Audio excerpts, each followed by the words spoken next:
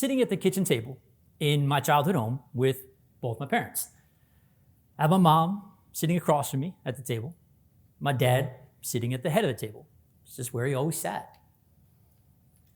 And when I sat down with them, I began to tell them that I was going to leave a 20-year career, successful career in tech and business. I was going to move on to things that were more meaningful and purpose-driven for me. The more I started to lay out that plan, my father sat in the chair, he leaned back, folded his arms, tilted his head, and furrowed his brow.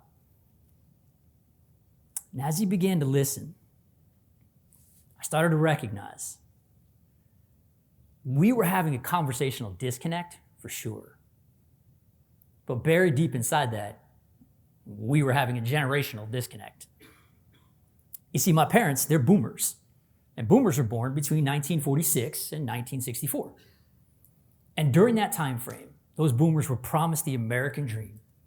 Everything that they did was based off of what they chose as a career, how they chose to represent themselves in the workforce.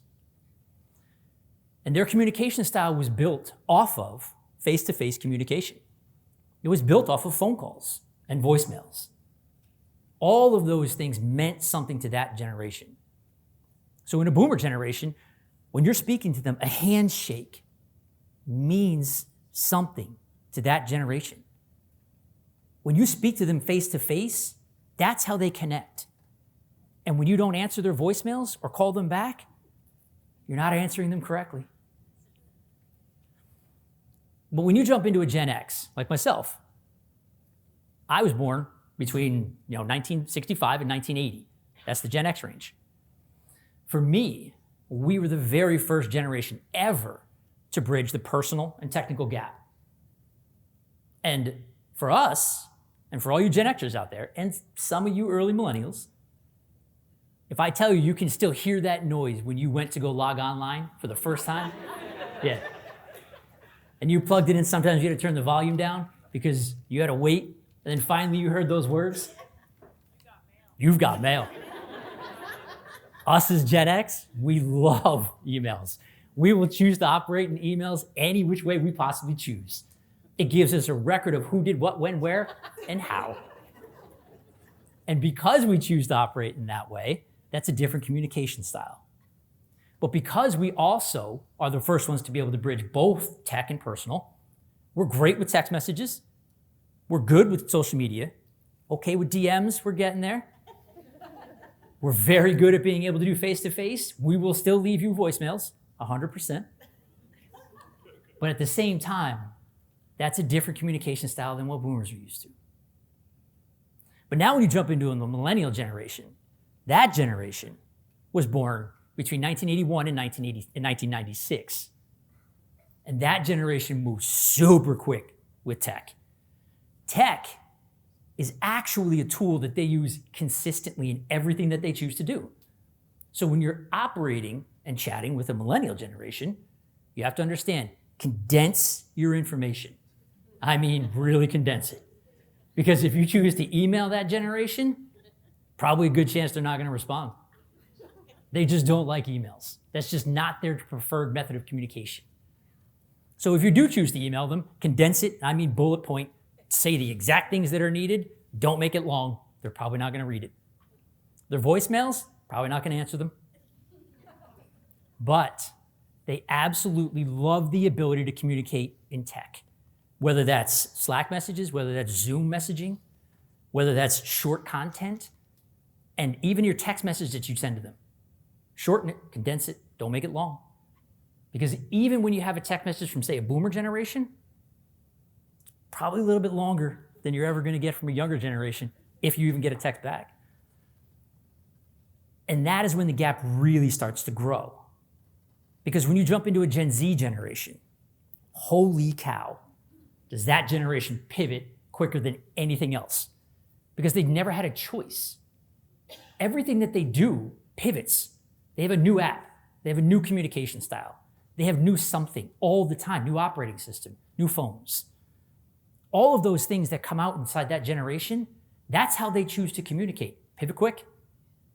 When you choose to talk to them, Emojis mean something to that generation. They all know they can have entire communications in just emojis. And GIFs, those mean something to them. So you have to be able to understand when you choose to communicate with that younger generation, you have to make it short, condensed, and to the point. Make sure you use your emojis correctly. If you don't know them, check in with them. Make sure you can see what it means to connect, because you can connect quickly with that generation, or you can disconnect very quickly if you use the wrong ones. But if you do, make sure that you condense it. Short video content to them works amazing. Voice memos over voice mails every single time. And make sure that you're gonna DM them, you're gonna Snapchat, whatever the communication style is that works for that generation will lead you to bridging a communication gap. Because as tech gets faster and faster, those gaps that we are getting now in the workforce and in personal, they're getting wider and wider. One of the best ways to bridge all of those gaps between all generations is a method that I call a RAMP method, R-A-M-P. Let's be honest, every single one of us can ramp up how we choose to communicate. The R is remove your ego. Every single time you jump into a communication with whoever it is, any generation, even the one that you stand in, remove your ego. When you come from a place of being able to stand and listen and learn, not from a place of, I emailed you, you better email me back. Oh, I texted you, you better text me back. You're shutting down the communication lines and you're only giving one option. You have to be able to open that up and remove your ego and figure out how to communicate between each generation. The A is ask questions to add value. Every single one of us in this room has experience. We have things that we've done, we have things that we know, and we can add value. But you're never gonna be able to add any value if you don't ask your questions. So you've gotta be able to ask a question and figure out where you can add the value to the generation that you're speaking to, because it's gonna be very different. And the M is mirror. In psychology, they call it one of 3 different conversations that you're currently having. You're either having an emotional conversation, you're having a social conversation, or you're having a practical conversation. Each one of those, you have to be able to decipher which one you're having. You see, when I was having the conversation with my parents, I sat down to talk about me leaving my career. That was an emotional conversation because I needed to find out what I wanted to do next, how I wanted to move my life forward. They were having a practical conversation because that's not how they viewed the workforce. So when I was giving up a career, they were having a practical, I was having the emotional. There was a difference. That's where our disconnect came from. And the P, finally, is pivot. You've got to be able to pivot in any sort of communication style. Every one of us has all been part of those conversations where it started out in one place and it's ended up in a completely different location. And you go, how do we even get here? Because it pivoted. It pivoted all along the way during that conversation. And if you didn't pivot correctly, you got left in the dust going, how is this possible? Because at the end of the day, if you remove your ego, you ask your questions to add value, you mirror the type of environment that you're having the conversation with any generation, and you pivot as necessary, you'll bridge every single communication gap that you have with every single generation. I promise you that. At the end of it, when I was having that conversation with my parents and I figured out that disconnect that we were having, as we ended the conversation, I started to leave the home. My mom, she hugged me. And she gave me a kiss in the cheek. And she said, I love you. I know whatever you choose next, you will be successful at it. I said, thank you. I love you too, Mom. I appreciate you, and I needed that type of support, so thank you. And as I was saying goodbye to my father, he said 5 words to me that I still carry with me to this day that are some of the most valuable things that I will never, ever forget. As he stepped out of the home, my father closed the door behind him And we're standing on the front step of our house. And he hugged me.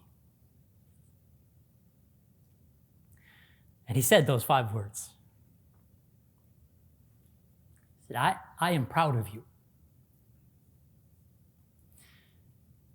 And had I not removed my ego, had I not asked my questions, and I had not mirrored the environment and pivoted as necessary, I might not have heard those 5 words that I still carry with me now. So whether any of you, whether you're sitting at a boardroom table or you're sitting at a kitchen table, please ramp up your communication. And maybe, just maybe, more of us will be able to hear those 5 words, whether personally or professionally. I am proud of you.